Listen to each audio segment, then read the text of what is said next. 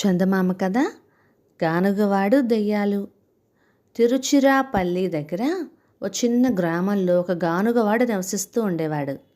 బస్తాల కొద్దీ నువ్వులు కొని తన గానుగలో ఆడించి నువ్వుల నూనె అమ్మగా వచ్చిన డబ్బుతో బతుకు వెళ్లదీసేవాడు. కానీ ఆ ఆదాయం అతనికి సరిగ్గా సరిపోయేది కాదు. నువ్వులు బాగా ఖరీదుగా ఉండేవి. దానితో అతను పెద్ద మొత్తంలో కొనలేకపోయేవాడు. అట్లా అతను రోజు రోజుకు పేదరికంలో మగ్గిపోవటం మొదలుపెట్టాడు.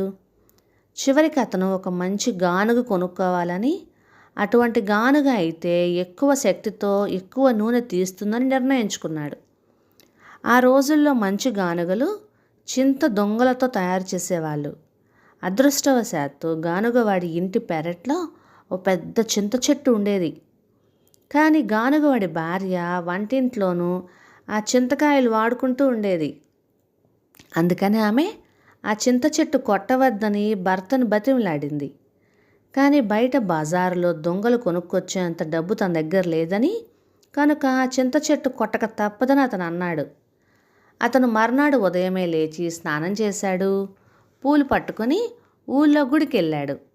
కొత్త గానుగా తనకు మేలు చేయాలని, చాలా ఆదాయం తేవాలని భగవంతుని ప్రార్థించాడు.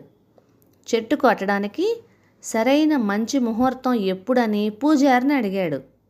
పూజారి తాళపత్ర పంచాంగాన్ని అటు ఇటు తిరగేసి ఆ రోజు ఉదయం 9:17 మంచి ముహూర్తం ఉందని చెప్పాడు. కనుక గానుగవాడు 9:15 కల్లా గొడ్డలి పట్టుకొని చింత చెట్టు పక్కన నిలబడ్డాడు. సరిగ్గా 9:17 అయ్యిందని భార్య చెప్పగానే చింత చెట్టు మొదట్లో బలమైన వేటు వేశాడు. ఆ చింత చెట్టు పడిపోవడం చూడడం ఇష్టం లేక భార్య ఇంటి లోపలికి వెళ్ళిపోయింది. గానుగవాడికి తెలియంది ఏంటంటే ఆ చింత చెట్టు మీద ఒక దెయ్యం కాపురం ఉంటోంది.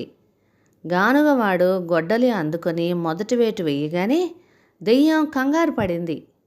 ఆ దెయ్యపు కుటుంబం ఎన్నో తరాలుగా ఆ చెట్టు మీద నివసిస్తోంది. కనుక ఆ దెయ్యానికి ఆ చెట్టుతో అనుబంధం ఉంది. అంతేకాక అది చాలా పెద్ద చెట్టు, చాలా సౌకర్యంగా ఉంటుంది. అందువల్ల ఆ చెట్టును వదిలి మరో చెట్టును వెతుక్కోవటం దెయ్యానికి ఇష్టం లేదు.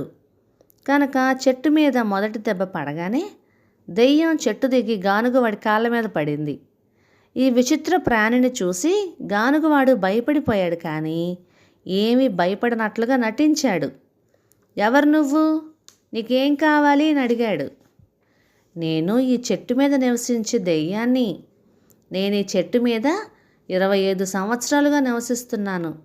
ఇక్కడే నా పూర్వీకులు అందరూ నివసించారు. దయచేసి ఈ చెట్టుని పడగొట్టకు. ఈ చెట్టును పడగొట్టనంటే నువ్వేం చెయ్యమంటే అది చేస్తాను అంది. తనదే పై చెయ్యి అని గానుగవాడికి అర్థమైంది.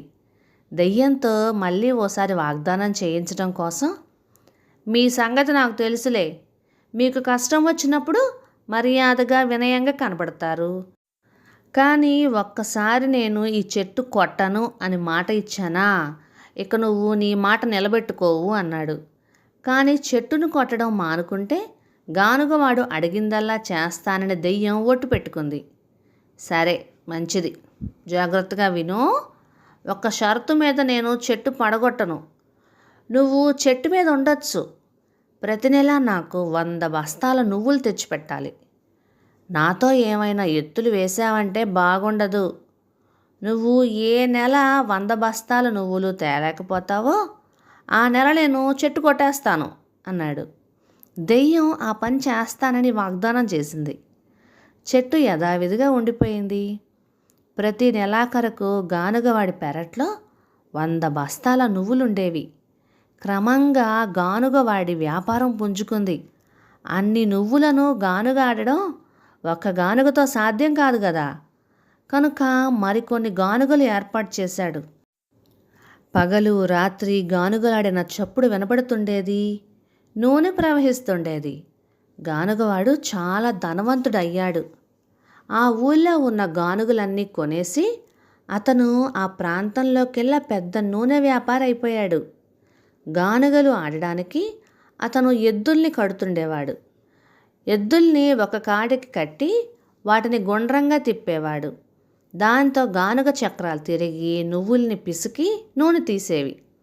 ఈ పని చాలా కష్టతరమైంది గనక ఎద్దులు బలంగా ఉండవలసి వచ్చేది. అతని ఎద్దుల్లో ఒకటి ఎప్పుడు ఉరుకులు పరుగుల మీద ఉండేది. అది బాగా పనిచేసేది కూడా. గానుగవాడు దాన్ని ముద్దుగా కొత్త దెయ్యం అని పిలిచేవాడు.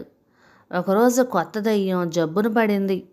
గానుగవాడు చాలా కుంగిపోయాడు. పశువుల వ్యాధి గురించి బాగా తెలిసిన మనిషిని ఇంటికి పిలిపించాడు.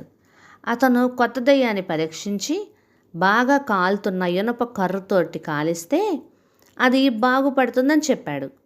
గానుగవాడు కర్రు కాల్చమని పని మనుషులకు చెప్పాడు. ఈలోగా చింత చెట్టు మీద ఉన్న దెయ్యం దీర్ఘాలోచనతో కూర్చొని ఉంటుంది. దాని స్నేహితురాలైన మరో దెయ్యం చూసిపోదామని వచ్చి ఎందుకా విచారం అని అడిగింది. ప్రతి నెల గానుగవాడికి 100 బస్తాల నువ్వులు ఇవ్వడానికి ఒప్పుకున్నాను. కానీ ఈ ప్రాంతంలో కరువు వల్ల వానలు లేక పంటలు సరిగ్గా పండలేదు. నువ్వులు తీసుకురావటానికి తాను చాలా దూరం ప్రయాణం చేయవలసి వచ్చిందని చెప్పి పాత దెయ్యం బాధపడింది. ఈ నెల అక్కడ కూడా దొరకకపోవచ్చు. నువ్వులు లేకపోతే ఆయన ఈ చెట్టు కొట్టేస్తాడు. ఇక నేను మరొక చోటు వెతుక్కోవలసిందే అని చెప్తుంటే దెయ్యం కళ్ళల్లో నీళ్లు తిరిగాయి. ఇంత అమాయకురాలివేంటే? ఒక మనిషికి ఇంత భయపడతావా? నువ్వు దెయ్యానివి. సరే పోని, ఈ గానుగవాడి వ్యవహారం నేను చూసుకుంటాను. నువ్వు నీ కుటుంబాన్ని తీసుకొని మా ఇంటికి వెళ్ళి కొన్నాళ్ళు అక్కడుండు. నేను ఇక్కడే ఉంటాను. చూసుకో, కొన్నాళ్ళకి గానుగవాడు నా కాళ్ళ బేరానికి రాకపోడు అంది. పాత దయ్యం చాలా సంకోచించింది, అనుమానపడింది. కానీ దాని స్నేహితురాలు దాన్ని బలవంత పెట్టింది. ఇక సామాన్లు సర్దుకొని దెయ్యం, దాని భార్య, బిడ్డ ఆ చింత చెట్టు వదిలి స్నేహితురాలు ఇంటికి వెళ్ళిపోయారు. దీని తర్వాత కొన్నాళ్ళకే కొత్త దెయ్యం, ఆ పేరున్న ఎద్దు జబ్బుబడి ఉన్నది. దానికి వాత పెట్టాలని నిర్ణయించుకున్నారు. ఎక్కడ వాత పెడదాము అని గానుగవాడు అడిగాడు. పశువైద్యుడు అటు ఇటు చూసి చింత చెట్టు కింద అయితే బాగుంటుంది, అక్కడ చల్లగా ఉంది కదా అన్నాడు. కనుక కర్రును తీసుకెళ్ళి చింత చెట్టు కింద నిప్పు రాజేసి అక్కడ కాల్చడం మొదలుపెట్టారు. ఆ కర్రు ఎర్రగా మాడిపోయింది. చింత చెట్టు మీద ఉన్న దెయ్యానికి కింద ఏం జరుగుతుందో అర్థం కాక ఆశ్చర్యపోయింది. అంత భయంకరంగా కాల్చిన ఇనుప కర్రుతో ఎవరికి వాత పడబోతోందో అనుకుంది. ఇనుప కర్రు వెలుగులు చిమ్మేటంత ఎర్రగా కాలిన తర్వాత గానుగవాడు తన పని మనుషులతో కొత్త దెయ్యాన్ని ఇక్కడికి తీసుకురండి అని అరిచాడు. దెయ్యం తన గురించే గానుగవాడు అంటున్నాడని అర్థం చేసుకుంది. చింత చెట్టు మీద కొత్త దెయ్యం తానే కదా. వెంటనే చెట్టు మీద నుంచి కిందకి దూకి గానుగవాడి కాళ్ళు పట్టుకుంది. తనకు వాత పెట్టకపోతే తన ప్రాణాలు కాపాడితే మొదటి దెయ్యం చేసిన పనికి రెట్టింపు పనిచేస్తానని ప్రాధేయపడడం మొదలుపెట్టింది. ఒక క్షణం గానుగవాడు నిర్ఘాంతపోయాడు. కానీ త్వరలోనే ఏం జరిగిందో అర్థం చేసుకున్నాడు. ఇంకా ఎక్కువ లాభం వస్తుందని, దాన్ని వదులుకోకూడదని అర్థమయ్యి కోపంగా నీ మీద జాలి తలిస్తే నాకేంటి ప్రయోజనం అని అడిగాడు. నేను ఎంతటి పనైనా చేయగలను. ఇప్పుడు నీకు అందుతున్న 100 బస్తాల నువ్వులు కాక 100 జాడీల తాజా నువ్వుల నూనె కూడా తెచ్చిస్తాను అంది. గానుగవాడికి చాలా సంతోషం వేసింది. కానీ కష్టం మీద ఒప్పుకుంటున్నట్లుగా నటించాడు. అప్పుడు ఎద్దుకు వాత పెట్టారు. అది త్వరలోనే కోలుకుంది. ఇక కొత్త దెయ్యం విషయానికి వస్తే అది ఇప్పటికీ కూడా గానుగవాడికి 100 బస్తాల నువ్వులు 100 జాడీల నూనె ఇస్తుందని అని అందరూ చెప్పుకుంటూ ఉంటారు. గానుగవాడు ఇప్పుడు వాళ్ళ ప్రాంతంలో మాత్రమే గాక మొత్తం దేశంలోనే పెద్ద ధనవంతుడైపోయాడు. అతని దగ్గర దొరికే నువ్వుల నూనె చాలా స్వచ్ఛమైనదని, అటువంటిది ఎక్కడా దొరకదని పేరు వచ్చింది. అంతే కదా, ఎంతైనా దెయ్యం తీసుకొచ్చే నూనె కదా. కథ సమాప్తం. ఇక ఈ కథ మీకు నచ్చితే లైక్ చేయండి, షేర్ చేయండి, సబ్స్క్రైబ్ చేయండి. Thank you.